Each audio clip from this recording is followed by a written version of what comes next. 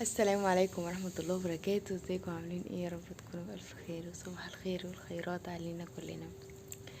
النهاردة ان شاء الله عندي شوية شغل كتير كده في الجنينة. الجو حر جدا ومأثر على النبات جدا، زي ما شايفين ورايا لونه متغير قوي، وكمان تقريبا كان عليه حشرة او حاجة يعني مأذية خالص. فان شاء الله النهاردة عندنا شوية شغل كده فيه ونحاول نظبطه بإذن الله. يلا بينا. بصوا يا جماعة، شكل النبات هنبدأ يعني بسم الله. أول حاجة نبات البتنجان للأسف عليه مرض تقريبا تريبس. يعني مأذولي جدا مع اني غسلته منه قبل كده، بس متخيلتش ان هو يعني هيعمل كده.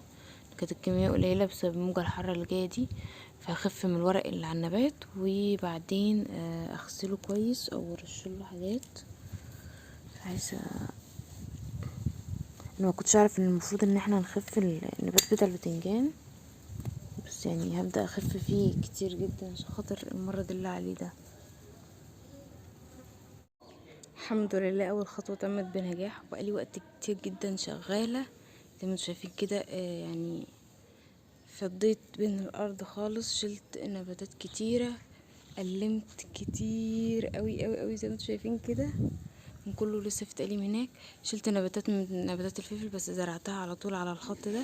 والنباتات البتنجان دي برضو هجرب ازرعها تاني، ممكن ازرعها في الخط ده كده عشان الخط ده فاضي. وربنا كريم بقى. وقلمت نبات البامية كان متوغل ورا. بجد الارض حلوه قوي بعد ما فضيت كده، والزرع اللي فيها بان وكده وبقى حلو قوي يعني ما شاء الله. شايفين الطماطميه الحمراء هناك دي والفلفل وحاجات كتير قوي ما شاء الله جميله جدا. خلصت دلوقتي يعني يعتبر اللي هو تلت الشغل. فضينا الارض، زرعت الشتلات اللي شلتها هنا كده، زرعت فلفل وهنا كده زرعت شتلات البتنجان اللي لقيتها كويسه اهي، وسقيتهم على طول اول ما زرعتهم. وبعد كده غسلت النباتات كويس قوي بالميه. ودلوقتي بقى هرشها مبيد عشان خاطر يعني للاسف الحشره مبوظاها قوي، فلازم يترشلها مبيد. هرش المبيد بقى ونرجع هنقفل الفيديو النهارده على كده. الحمد لله احنا وصلنا لاخر النهار. قبل طبعا الشمس ما تنزل رشيت البتنجان بالمبيد، لان بجد وضعه صعب جدا بسبب التربس اللي جه عليه. وغسلته الاول بالميه وبعد كده رشيت عليه المبيد، وده كان قبل الشمس ما تيجي عليه. وكده نكون خلصنا النهارده. لسه في خطوات هنعملها بس ان شاء الله تنزل في الفيديو اللي هي الاسبوع الجاي، عشان خاطر كده الفيديو يبقى طول قوي.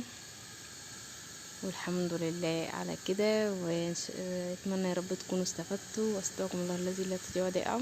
اشوفكم في فيديو جديد ان شاء الله. السلام عليكم ورحمه الله وبركاته.